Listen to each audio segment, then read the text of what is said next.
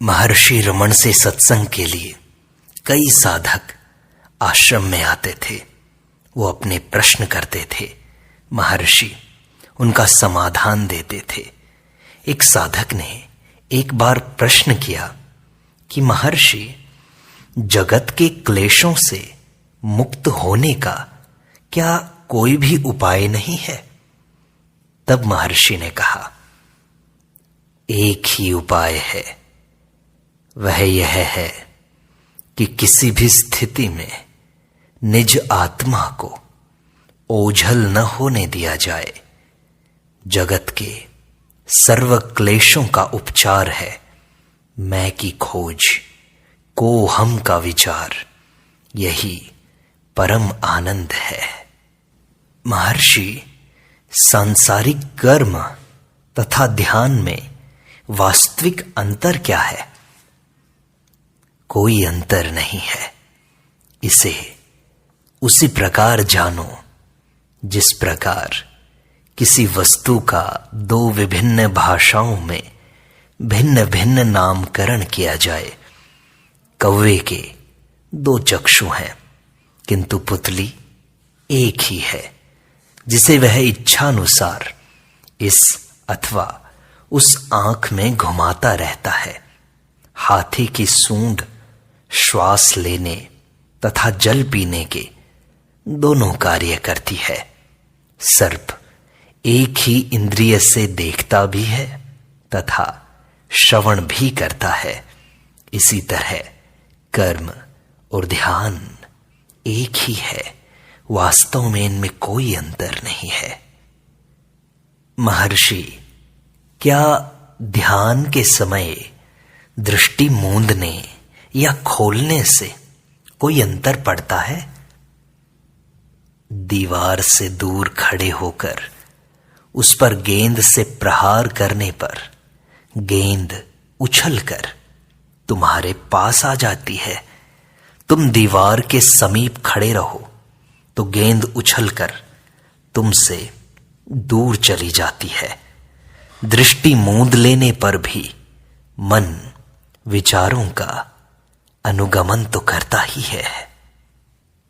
महर्षि, ध्यान में इंद्रिय भोगों की अपेक्षा अधिक आनंद है, फिर भी मन भोगों की ओर दौड़ता है और ध्यान की ओर आकृष्ट नहीं होता। क्या कारण है? सुख दुख मन के ही पक्ष हैं। हमारा मूल स्वभाव आनंद है, परंतु हमने आत्मा को भुला दिया है तथा हम यह कल्पना करते हैं कि देह अथवा मन ही आत्मा है। यह भ्रांत स्वरूप निर्धारण ही क्लेश का कारण है। फिर उपचार क्या है? यह वासना अति प्राचीन है तथा अगणित पूर्व जन्मों से इसी प्रकार चली आ रही है। इस कारण वह बलवती हो गई है। मूल स्वरूप अर्थात आनंद प्रकट हो, इससे पूर्व इस वासना का निवारण करना आवश्यक है। महर्षि, इस जगत में क्लेश अधिक होने के कारण दुर्जन लोग भी अधिक हैं। फिर यहां आनंद कैसे प्राप्त होगा? सभी हमारे गुरु हैं। दुर्जन अपने दुष्कर्मों द्वारा हमसे कहते हैं कि हमारे समीप मत आना। सज्जन सर्वदा सज्जन है। सिद्ध हुआ कि सभी हमारे गुरु हैं। अंतर बस तुम्हारे सीखने के दृष्टिकोण का है। महर्षि, मेरी प्रायः यह इच्छा रहती है कि मैं एकांतवास करूं, जहां सारी आवश्यकताएं आराम से मिल जाएं, जिससे कि पूरा समय ध्यान में लगा सकूं। ऐसी आकांक्षा करना शुभ है या अशुभ है? ऐसी भावनाएं अपनी पूर्ति के लिए पुनर्जन्म की भवितव्यता रच लेंगी। तुम कहीं भी किसी भी स्थिति में हो, इससे क्या अंतर पड़ता है? तत्व की बात है कि मन का निज मूल अवस्था में रहना। ऐसा कुछ भी बाह्य नहीं है जो तुम्हारे अंदर ना हो। मन ही सब कुछ है। मन चंचल हो तो निर्जन स्थान भी बाजार जैसा बन जाता है। आंख मूंदने से कोई लाभ नहीं। मनः चक्षु मूंदते ही सब अनुकूल हो जाता है। जगत तुमसे बाहर नहीं है। सत्पुरुष कार्य करने से पूर्व योजना नहीं रचते। इससे लाभ क्या है? वस्तुतः जिस परमेश्वर ने जगत में हमारा पदार्पण कराया है, उसने स्वयं योजना निर्माण कर रखी है, जो अवश्यमेव पूर्ण होकर रहेगी। महर्षि, ज्ञानी पुरुषों में सबसे श्रेष्ठ कौन है? कोई भी किसी अन्य व्यक्ति के संबंध में कुछ नहीं जान सकता, न किसी को बंधन अथवा मोक्ष प्रदान कर सकता है। प्रत्येक व्यक्ति विश्वविख्यात होना चाहता है। यह आकांक्षा मानव के लिए स्वाभाविक है, किंतु इस आकांक्षा से ही निर्धारित लक्ष्य प्राप्ति संभव नहीं। जिसे परमात्मा नहीं अपनाता, उसे लांछित होना ही पड़ता है। जो स्वयं से समन सशरीर ईश्वर को समर्पित कर देता है, वह जगत विख्यात हो जाता है। इसलिए अपने मन को, अपने शरीर बुद्धि को ईश्वर को समर्पित कर दो। तुम भी जगत विख्यात हो जाओगे। महर्षि, एक व्यक्ति अच्छे कर्म करता है, फिर भी शुभ मार्ग पर चलने के लिए उसे दुख भोगने पड़ते हैं। दूसरा व्यक्ति गलत काम करके भी आनंद सहित रहता है। ऐसा क्यों होता है? दुख सुख पूर्वकृत कर्म का परिणाम है, वर्तमान कर्म का नहीं। दुख सुख क्रमानुसार आते रहते हैं। मनुष्य को इन्हें बिना कातर हुए धैर्य सहित सहन करना अथवा भोगना चाहिए। मनुष्य को सर्वदा आत्मनिष्ठ रहना चाहिए। कर्मरत रहते हुए हमें परिणाम की चिंता नहीं करनी चाहिए और यदा कदा प्राप्त दुख अथवा सुख से विचलित नहीं होना चाहिए। सुखी वही होगा जो दुख सुख के प्रति उदासीन रहे। महर्षि, मोक्ष प्राप्ति में गुरु की क्या भूमिका है, क्या लाभ है? मोक्ष तुमसे बाह्य कहीं भी तो नहीं है। मोक्ष तुम्हारे अंदर है। मनुष्य को मुक्ति की उत्कंठा होती है तो अंदर का गुरु उसे अंदर की ओर खींचता है तथा बाह्य गुरु उसे आत्मा में धकेलता है। यही गुरुओं का अनुग्रह है। महर्षि, मेरे संसार को लेकर कुछ प्रश्न हैं। क्या सृष्टि होते ही जगत में इतनी सारी जो विविधता दिखती है, वो तभी पैदा हो गई या बाद में हुई? क्या भगवान निष्पक्ष हैं? अगर ऐसा है तो कोई जन्म से लंगड़ा है, कोई अंधा है, इसका क्या कारण है? और क्या अष्टदिक्पाल, 33 करोड़ देवी देवता और सप्तऋषि आज भी हैं? ये प्रश्न स्वयं से करो, उत्तर मिल जाएगा। निज आत्मा का ज्ञान प्राप्त कर लें तो अन्य सभी विषय स्वतः स्पष्ट हो जाएंगे। पहले सारे प्रश्न छोड़ करके, सारे प्रश्न सृष्टि के विषय में हो, चाहे जगत के विषय में हो, चाहे ईश्वर के विषय में हो, कोई भी प्रश्न मत करो। सिर्फ अपने आप को जानने का पहला प्रयास करो। निज आत्मा को जानकर ही हमें सृष्टा सृष्टि के संबंध में जिज्ञासा करनी चाहिए। आत्मा को जाने बिना ईश्वर आदि के संबंध में अनुसंधान करना अज्ञान है। जिस व्यक्ति को पीलिया हो जाता है, उसे सब कुछ पीला ही दिखाई देता है। वह अन्य व्यक्तियों से कहे कि सब पदार्थ पीले हैं, तो उस पर कौन विश्वास करेगा? सृष्टि का आदि माना जाता है, वह कैसे? वृक्ष तथा बीज के समान, जिससे कि यह होगा। अब बीज किस प्रकार उत्पन्न हुआ? समान वृक्ष से। इस प्रश्नावली का अंत कहां होगा? सोचो तो। आशय यह है कि जगत को जानने से पहले अपनी निज आत्मा को तो जान लो। तुम कौन हो ये तो जान लो। महर्षि, हम जो नमस्कार करते हैं, नमस्ते करते हैं, उसका क्या प्रयोजन है? प्रारंभ में आदि ऋषिगण ईश्वर के प्रति समर्पण के लिए नमस्कार किया करते थे। क्रिया तो अब भी प्रचलित है, किंतु उसका आंतरिक भाव नहीं रहा। नमस्कार करने वाला अर्चना के पात्र को बाह्य क्रिया द्वारा प्रवंचित करना चाहता है। नमस्कार प्रायः ही वास्तविक भावना से शून्य तथा प्रवंचना पूर्ण होता है। इसका उद्देश्य होता है अनेक पाप कर्मों का गोपन, पाप कर्मों को छुपाना। किंतु ईश्वर को क्या धोखा दिया जाना संभव है?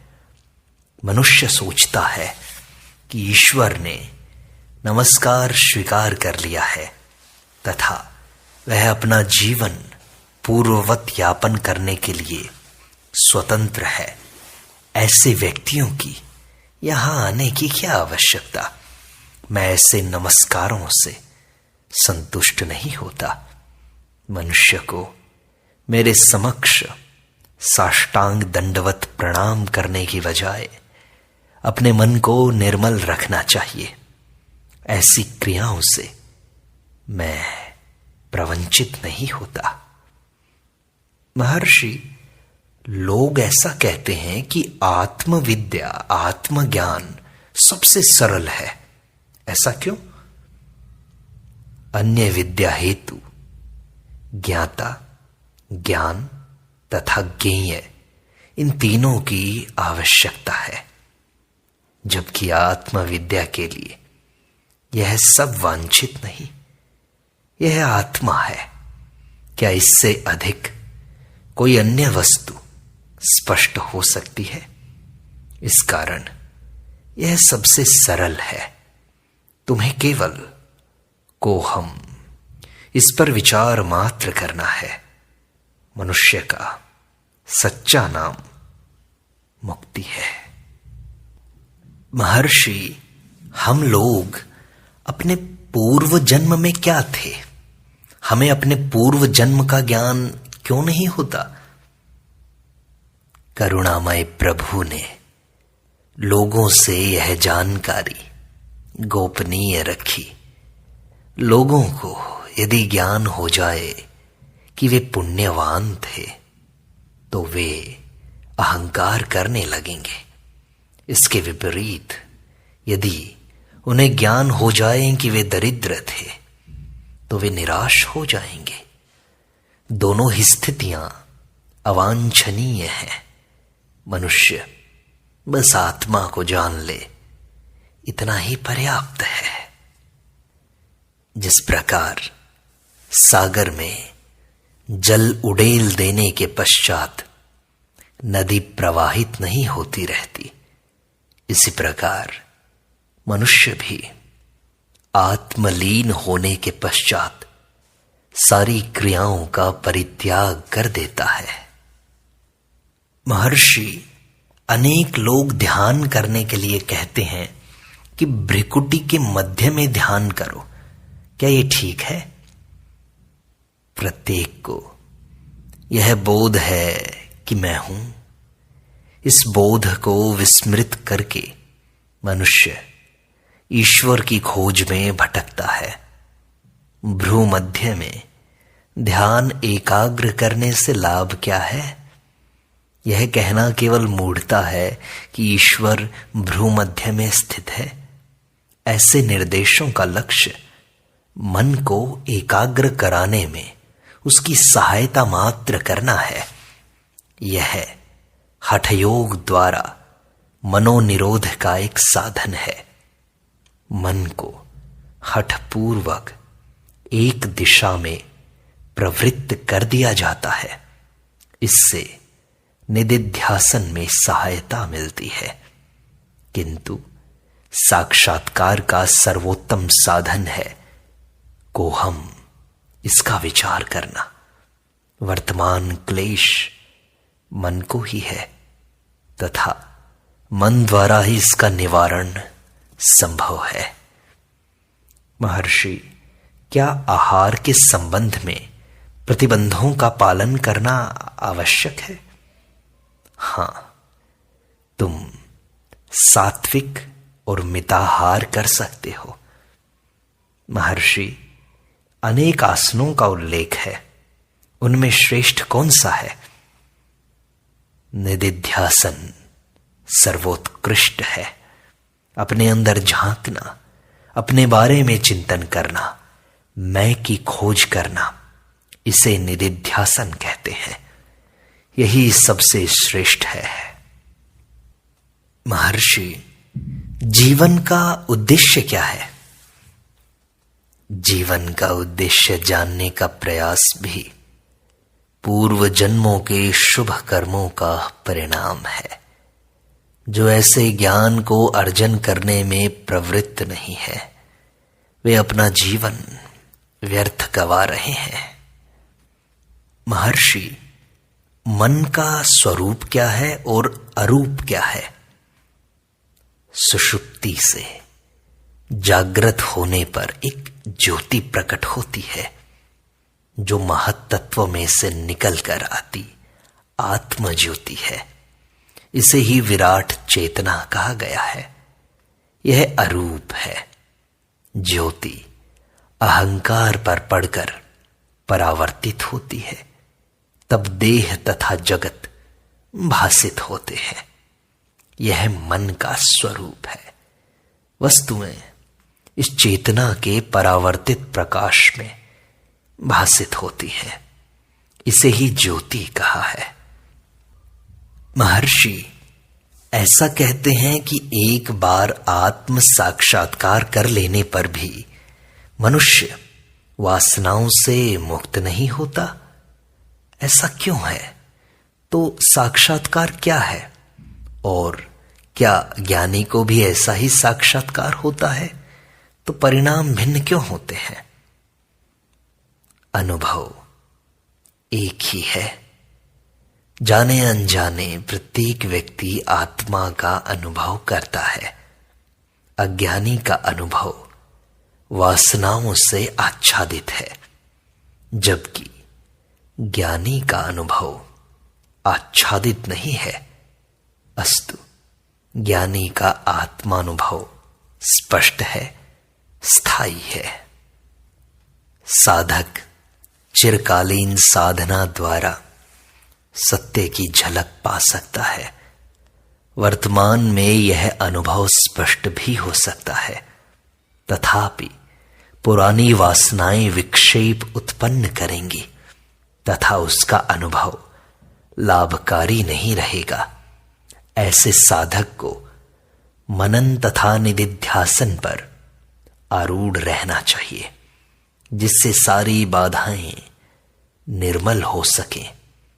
तब कहीं वह सद अवस्था में स्थायी रूप से अवस्थित रह सकेगा। महर्षि, ऐसा कैसे संभव है कि हम अपने आप को जानते भी हैं लेकिन फिर से भूल गए हैं? अज्ञान ने हमको ढक लिया है। ऐसा कैसे होता है? एक राजा अपनी प्रजा से कृपापूर्ण व्यवहार करता था। उसके एक मंत्री ने राजा का विश्वास पात्र बनकर अपने प्रभाव का दुरुपयोग किया। अन्य मंत्रियों तथा अधिकारियों की इससे बहुत हानि हुई तथा उन्होंने उससे पीछा छुड़ाने का एक मार्ग सोचा। उन्होंने पहरेदारों को निर्देश दिया कि उस व्यक्ति को राजमहल में न घुसने दें। मंत्री की अनुपस्थिति अनुभव करके राजा ने तत्संबंधी जिज्ञासा की। राजा को सूचित किया गया कि रुग्ण होने से वो मंत्री राजमहल में नहीं आया। राजा ने उपचार हेतु अपना निजी चिकित्सक नियुक्त कर दिया। राजा को मिथ्या सूचनाएं दी गई कि मंत्री की दशा में अब सुधार है अथवा अब अवस्था गंभीर हो रही है। राजा ने रोगी से मिलने की इच्छा प्रकट की तो धर्माचार्यों ने निर्णय किया कि यह सब धर्म के विपरीत होगा। कुछ समय पश्चात यह घोषणा की गई कि मंत्री का देह अवसान हो गया है। राजा ने यह समाचार सुना तो बड़ा दुखी हो गया। उद्धत मंत्री को भी उसके भेदियों से समस्त सूचनाएं उपलब्ध होती रही। उसने अन्य मंत्रियों को विफल करने की एक चाल चली। वह महल के बाहर प्रतीक्षा करता रहता कि राजा के बाहर आते ही वह राजा के समक्ष प्रस्तुत हो जाए। एक अवसर पर वह वृक्ष पर चढ़कर शाखाओं में छिपा राजा की प्रतीक्षा कर रहा था।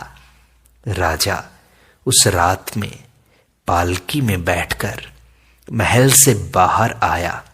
तभी छिपा हुआ मंत्री पालकी के समक्ष कूदकर राजा को पुकार कर अपना परिचय देने लगा। राजा का सहचर भी कम सूझबूझ वाला नहीं था। उसने तुरंत ही जेब से मुट्ठी भर विभूति निकालकर हवा में उड़ा दी, जिससे राजा को आंखें मूंद लेनी पड़ी। सहचर ने महाराज की जय जयकार भी प्रारंभ कर दी तथा वादकों को संगीत आरंभ करने का आदेश दिया, जिससे कि उस व्यक्ति की पुकार कोलाहल में डूब जाए। उसने पालकी के कहारों को भी तेज चलने की आज्ञा दी तथा प्रेत बाधा से रक्षार्थ मंत्रोच्चारण करने लगा। इस प्रकार राजा यही समझता रहा कि मृत व्यक्ति का प्रेत ही उपद्रव कर रहा है। निराश मंत्री पूर्णतया हतोत्साह होकर तपस्या के लिए वन में चला गया। बहुत काल पश्चात राजा शिकार करते हुए उधर से निकला। वहां उसने भूतपूर्व मंत्री को समाधि में देखा, परंतु भूत बाधा के भय से राजा वहां से जल्दी ही निकल लिया। कथा का आशय यह है कि देह सहित उपस्थित होने पर भी भूत की भ्रांति के कारण यथार्थ का पता नहीं चला। आत्मा के हठपूर्वक किए गए साक्षात्कार को भी ऐसा ही समझो। हम अपने अंदर झांक कर नहीं देखते, हम केवल बाहर की चीजों में, सृष्टि को जानने में, ईश्वर को जानने में अपना समय लगाते हैं, खुद को नहीं जानने का प्रयास करते। इसलिए खुद को जानने का प्रयास करो, मैं को जानो।